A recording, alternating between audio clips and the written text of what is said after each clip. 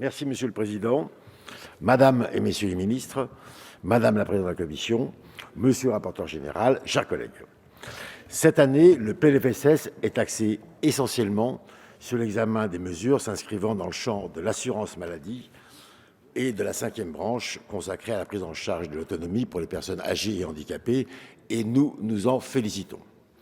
Pour autant, ne l'oublions pas, la branche vieillesse y conserve une place essentielle au regard du volume des prestations servies au titre de l'assurance vieillesse. L'objectif des dépenses pour 2022, tout régime obligatoire confondu, est fixé à 257 milliards d'euros, ce qui représente tout de même 45% des dépenses de la sécurité sociale, dont 144 seulement au titre du régime général. Les comptes de la branche vieillesse portent les stigmates de la crise sanitaire. Malgré une légère amélioration, le solde de la branche devrait rester déficitaire en 2022 de 2,7 milliards d'euros.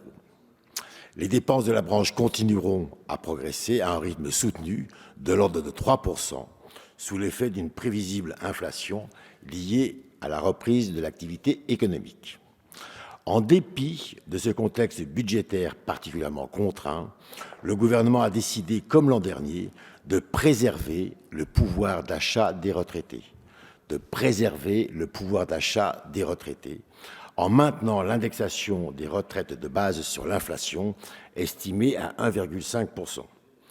À l'heure où les prix de l'énergie s'envolent, cette évolution des pensions de base est la bienvenue pour les retraités.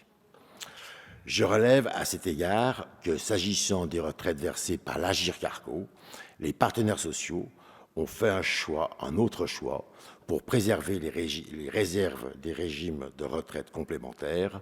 À compter du 1er novembre, les pensions versées par l'Agirc-Arrco ne seront revalorisées que de 1%, alors que l'inflation devrait être de l'ordre de 1,5%. Le volet retraite du PLFSS contient cette année plusieurs mesures qui font l'objet d'articles spécifiques liés d'une part à la prise en compte de la crise Covid, d'autre part à l'amélioration des droits de certaines professions ou territoires. Je tiens à saluer tout particulièrement les engagements du gouvernement en faveur des travailleurs indépendants.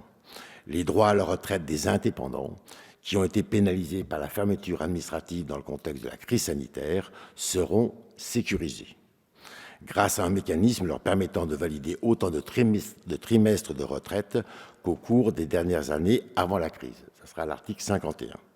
Il s'agit des travailleurs exerçant une activité dans les secteurs du tourisme, de l'hôtellerie, de la restauration, de la culture ou encore de l'événementiel et du sport.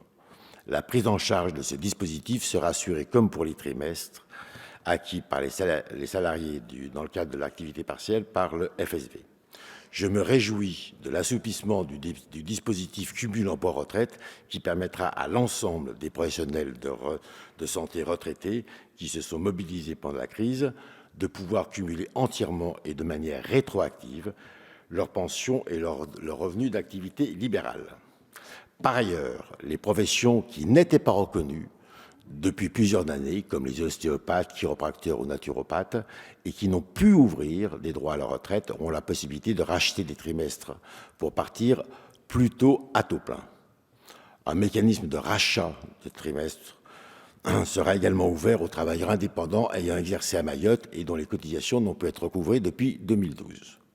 Enfin, suite à une décision du Conseil constitutionnel, le dispositif de retraite progressive sera ouvert à partir du 1er janvier 2022 aux salariés employés dans le cadre d'une convention de forfait, ainsi qu'aux travailleurs non salariés relevant des régimes de salariés, dont les mandataires sociaux.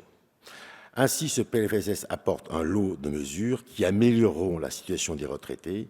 Il s'inscrit dans le sillon d'autres réformes engagées sous cette législature pour relever le niveau de vie des retraités. Permettez-moi de les rappeler. L'augmentation en 2 temps du minimum vieillesse, dont le plafond mensuel a été porté à plus de 900 €, mais aussi la revalorisation de la pension de retraite minimale des exploitants agricoles, qui sera portée de 75% à 85% du SMIC, soit 1 035 € à partir du 1er novembre prochain, À l'heure du bilan de la législature, il est important de rappeler ces mesures qui sont à l'actif de notre majorité. Je vous remercie.